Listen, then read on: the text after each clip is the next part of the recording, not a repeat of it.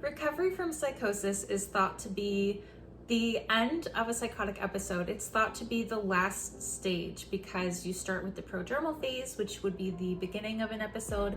The acute phase would be the duration of the positive symptoms mixed with negative symptoms and cognitive symptoms, and finally the recovery phase, right? Simple. That's the end of the episode. But I kind of think that recovery from psychosis goes a step beyond just these clinical phases. It's more than just the duration of however long a person may be psychotic, because recovery to me is a lifestyle. It's staying active in continuing to be out of psychosis and preventing psychosis. To me, recovery is, yes, the end of an episode, but also the beginning of the rest of my life. So I'd like to propose that there are two kinds of psychosis recovery. There is the recovery phase of an episode in which a person recovers their cognitive abilities and steps back into their life that they had lost. And then there's the recovery that continues on afterwards, long after the recovery phase has ended, moving forward into the rest of your life.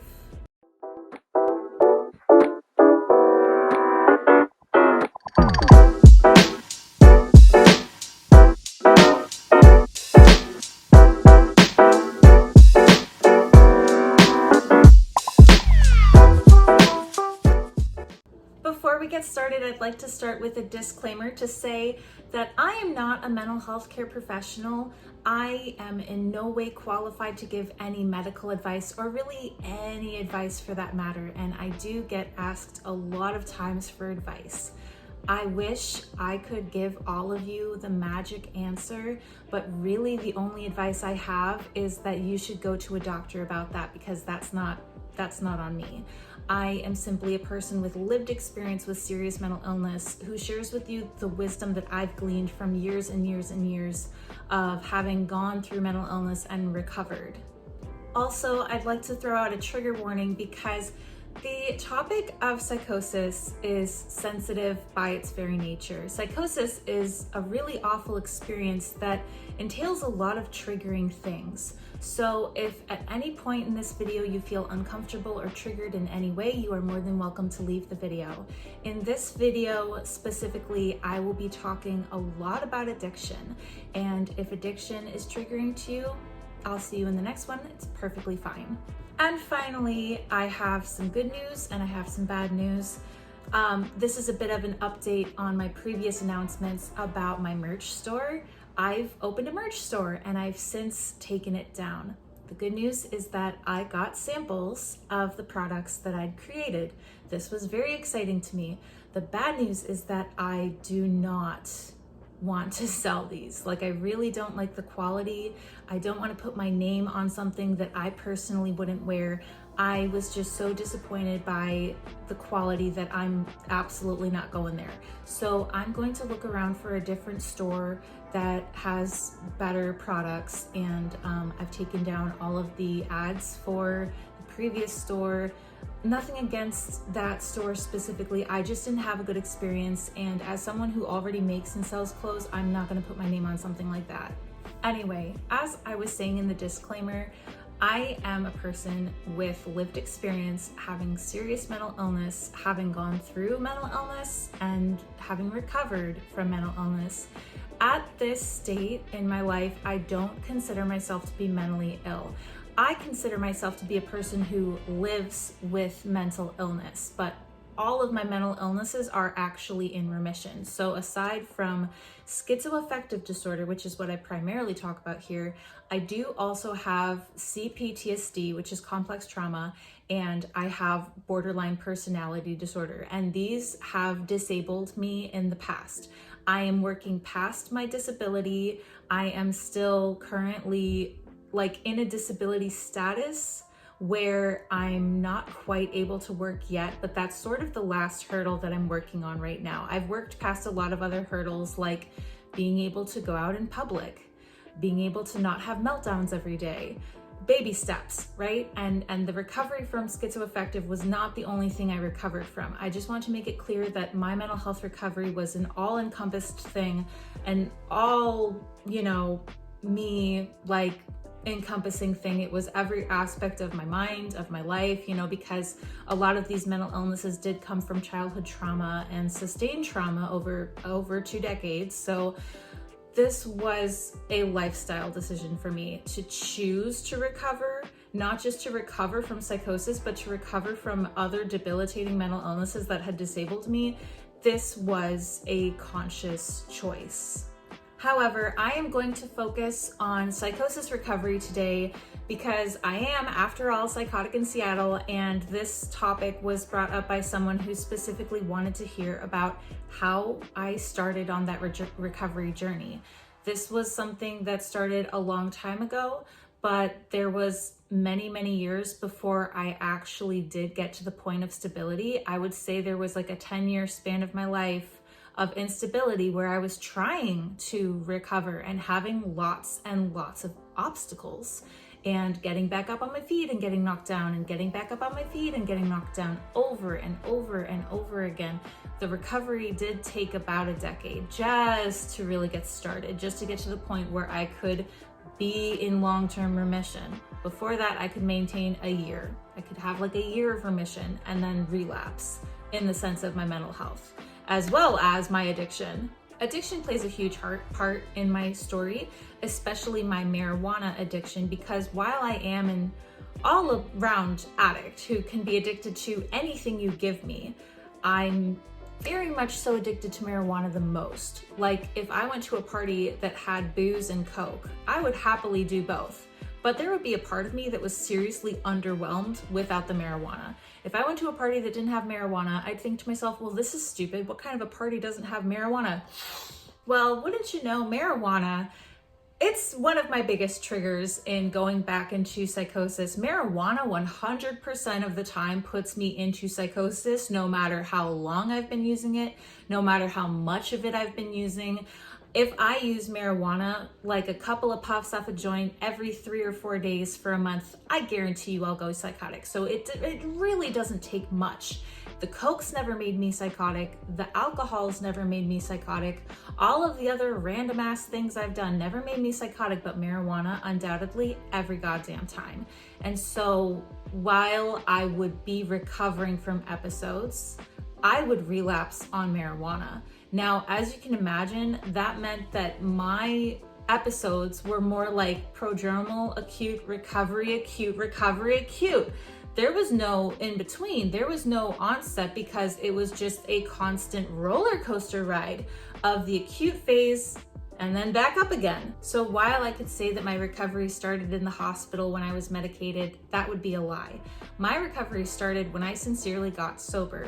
So yes, I had recovered half-assed a few times from psychosis, and not long after the symptoms would be gone and I'd be clear-headed and I'd start to have my cognizance of reality, I would relapse. And they tell me every time I go to the hospital not to do that, but do I ever listen? No.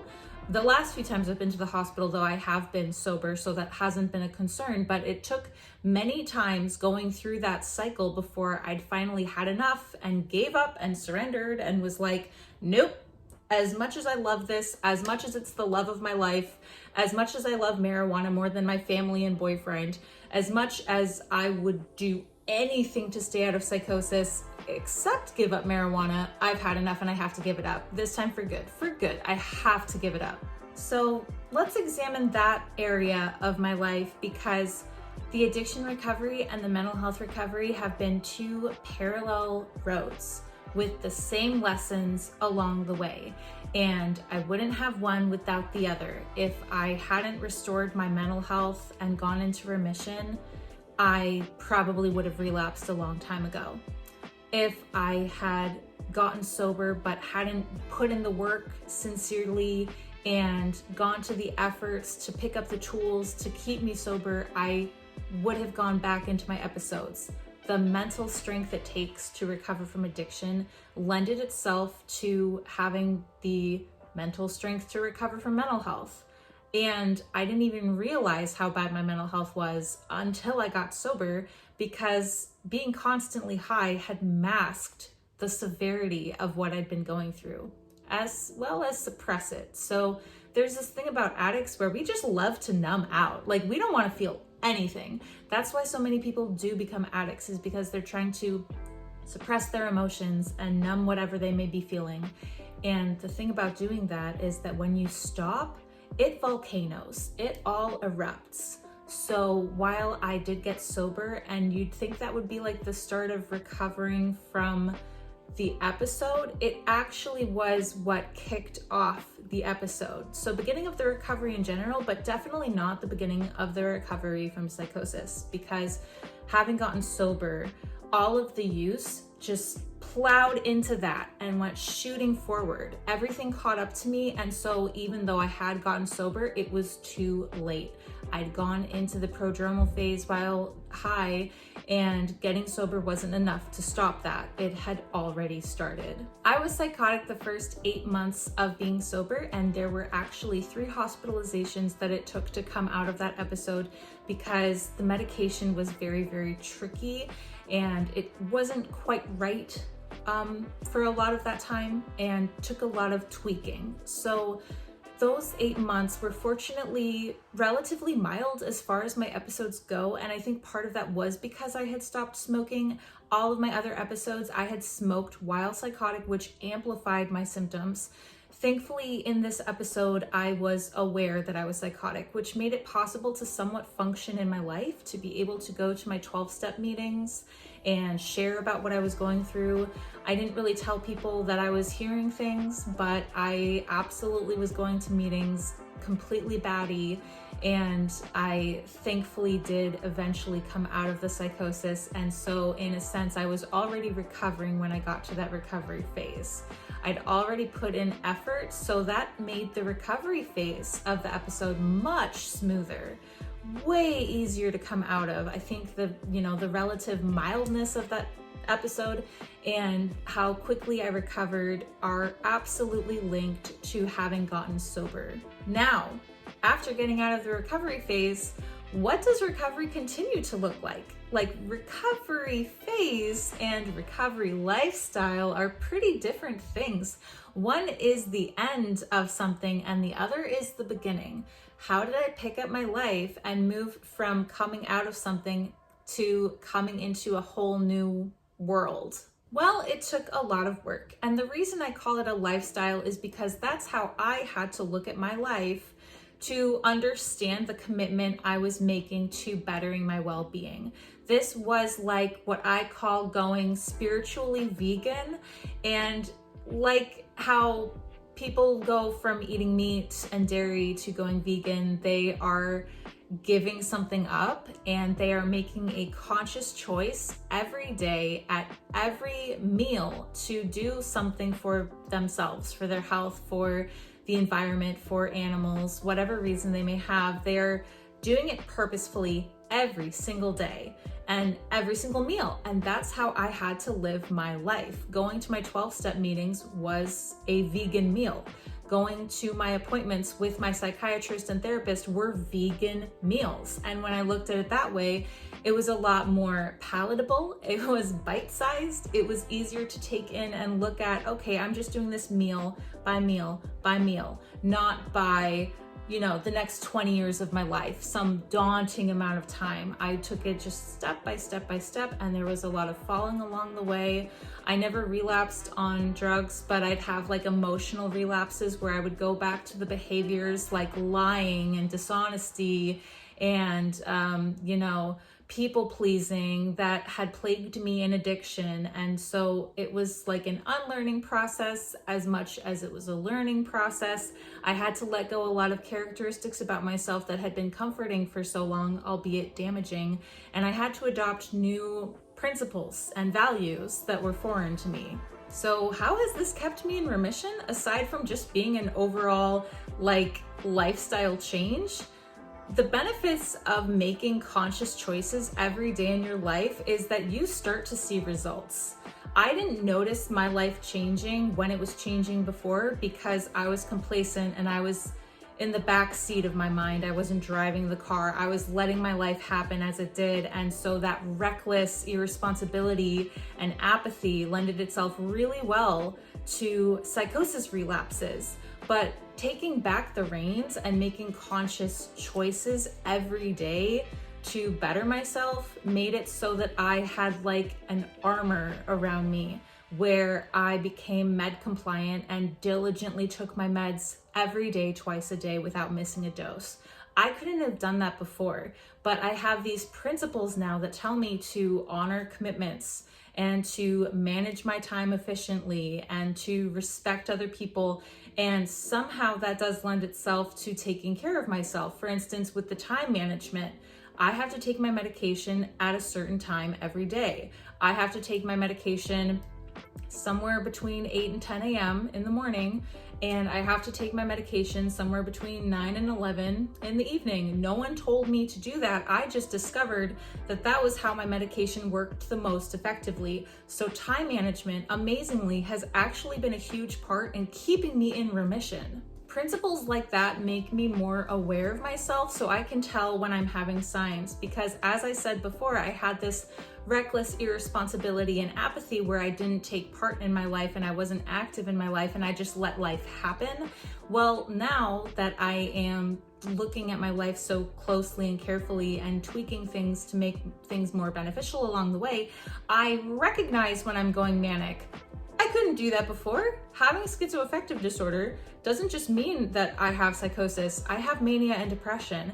And while my psychosis has been in remission for over 4 years, I had a manic episode a month ago. I still have mania. Thankfully, it's hypomania. And thankfully, I take care of myself well enough that it never really gets to be that severe. My mania before used to be wild, scary, irritating, honestly, because I was so erratic. Today, it is something that I'm conscious of, that I can be mindful of and take care of. And while I may not be able to force myself to fall asleep, I can force myself to lie in bed. And I think that really does actually do something, although I'm not entirely sure. Anyway, that is just to say that recovery for me is a lot different today than just getting things back, like getting my cognitive abilities back from a psychotic episode. Today, my life is also implementing structures and routines that benefit me on a daily basis and help me to continue to grow. It's not just implementing things like that, it's bettering relationships. It's like improving upon established relationships and becoming a better daughter, sister, partner. These things are sort of the new norm for me because I've lived this lifestyle for almost 5 years. I will be sober 5 years in October. Woohoo! Anyway, these past years, I've grown more than in the past 27 years before that. And it's no coincidence that I stopped going into psychosis when I started taking care of myself. So that's basically my take on the recovery and how it's a little more complicated than just the recovery phase, because you can't just expect that to be a one and done thing. For some people it may be. Not everybody who has psychosis has a psychotic disorder, and a large amount of people only have one psychotic episode, maybe because of drugs or stress. But for people like me who have a psychotic episode, the fear of going back into an episode is a very real fear. It's not all that uncommon to have multiple episodes like I already have. And for all this time, it has felt like the sword of Damocles just hanging right over my head, waiting for the impending episode. So yes, you can recover from an episode, but can you stop yourself from going into another one? Because I believe that the intersection between the recovery phase and a recovery lifestyle is where you really put in the work and dedication to keep yourself out of psychosis in the long run. Anyway, that's all I have for you today. Thank you so much for watching this video. I truly appreciate it. Today's video was a suggestion by Halen Neela. Thank you so much for the suggestion. I really appreciate it. It was a super fun video to make, and I hope you like it too. If anyone out there has a suggestion for a future video that you'd like me to talk about, you can leave your ideas in the comments below. And while you're at it, please like and subscribe to contribute to my channel. This has been phenomenal how much it's grown recently, and I really do thank you all so very much for contributing to that. If you're interested in seeing more of my videos, I put out videos every Thursday/Friday, so you can look forward to another one coming out soon. Thank you. Bye.